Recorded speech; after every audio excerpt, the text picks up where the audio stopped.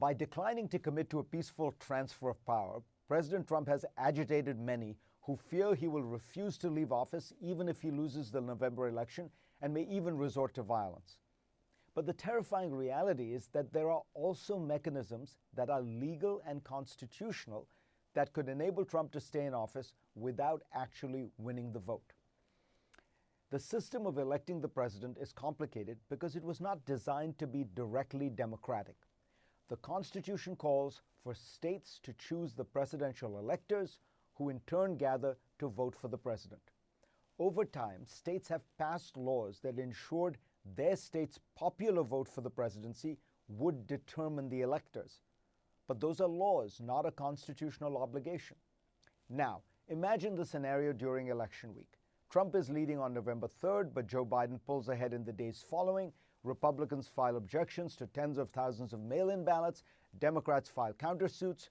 Taking account of the confusion, legislators decide to choose the electors themselves. Here's the worry. Of the 9 swing states, 8 have Republican legislatures.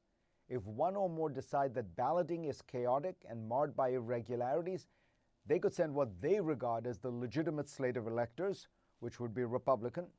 Democrats may object and file lawsuits. In some of those states, Democratic governors or secretaries of state could send their own slates of electors to Washington.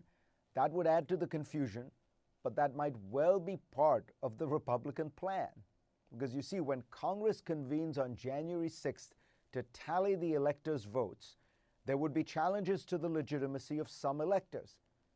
It's possible congressional Republicans could decide that disputed states should simply not be counted. Suppose in this scenario, Michigan's votes are invalidated. That would ensure that neither candidate would get to 270 electoral votes.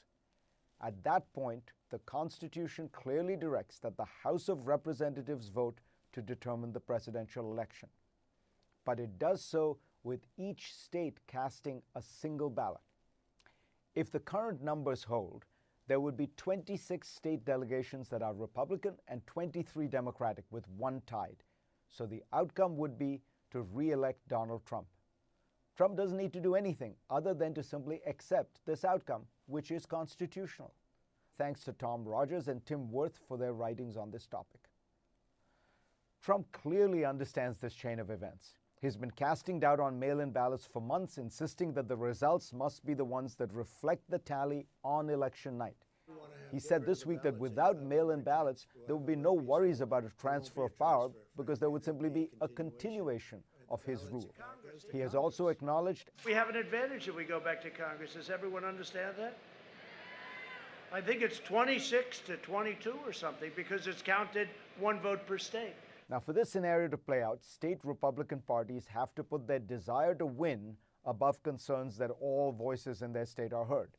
Unfortunately, recent history suggests that most will readily make this trade.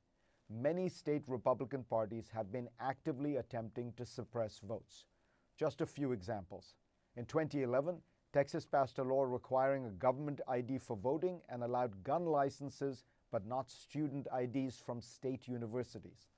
Ostensibly, this was to prevent voter fraud, which several studies have shown is largely non-existent. In 2017, Georgia passed a law blocking voter registration with minor typos, which mainly affected black voters. In Florida, the Republican governor and legislature have effectively gutted a state initiative that restored voting rights to more than 1 million former felons, disproportionately black. American democracy is getting warped because the Republican Party believes that its path to power lies not in getting a majority of votes, but through other means. In 2018, thanks to redistricting, Republicans in Wisconsin, having won about 45% of the vote, ended up with almost 65% of the seats in the state assembly. They've become used to this kind of situation on the national stage. Think about this. Since 1992, the Republican presidential candidate has won the popular vote only one time, in 2004, and that too in the wake of the country's worst terrorist attack and with a wartime rally around the flag sentiment. Nevertheless, Republicans have held the White House for almost half of those 28 years. America prides itself as the world's leading democracy. And yet, because of a vague and creaky constitutional process and ferocious partisanship, this November, we might put on a display of democratic dysfunction that would rival any banana republic on the planet. Go to CNN.com for a link to my Washington Post column this week.